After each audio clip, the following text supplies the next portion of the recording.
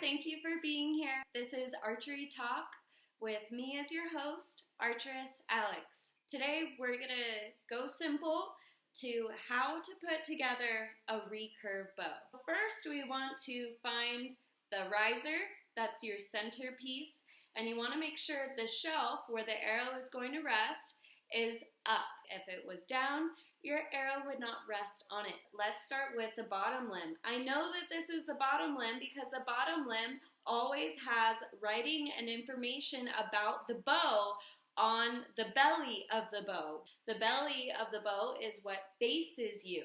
So when we put the bottom limb on correctly, facing us, we can read the information. Grab your limb bolt and just screw that right in. Do not crank down this limb bolt. As we hand tighten the bottom one, now you can grab the top limb. We obviously know it's the top limb because we just put the bottom limb on it.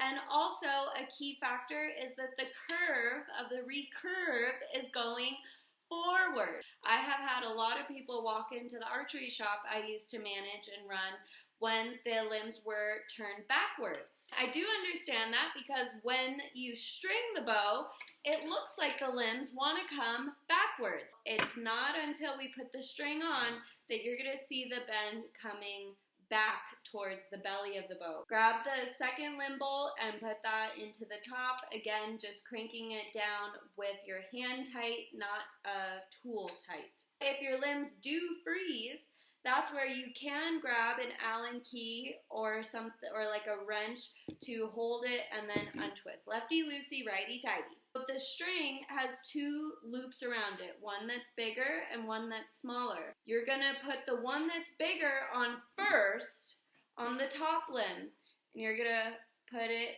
all the way down the top limb. You don't have to go all the way down, just so you have enough length to put that loop around the bottom. Now we want to give the string some tension. I am going to make another video explaining how to use a stringer and string your bow. So please watch that if you don't know that key piece. Once your bow is strung, it's going to look like this. The last key piece here is making sure that your brace height, which is the distance between your grip and your string, is correct. The best way to figure out what your brace height is going online on the manufacturer's website or calling them or referring to maybe the little handbook guide that you got when you purchased the bow. And what the brace height does is it essentially ensures that the bow weight that you're pulling or want to pull is correct. This is a T-square. It's also going to be one of your best friends along with that Allen key set. You're going to put the one end of the T-square on your handle inside of it, and you're going to look and see where the ruler ends. So right here we have 8.5 inches of a brace height, which is the factory recommendation. All right, and now you're ready to shoot. Thank you guys for watching. This has been Archery Talk with your host, Archeress Alex. Like, subscribe, and share with your friends who this may be helpful information to. And be sure to check out the rest of my channel for any more information that may be helpful to you and your shooting.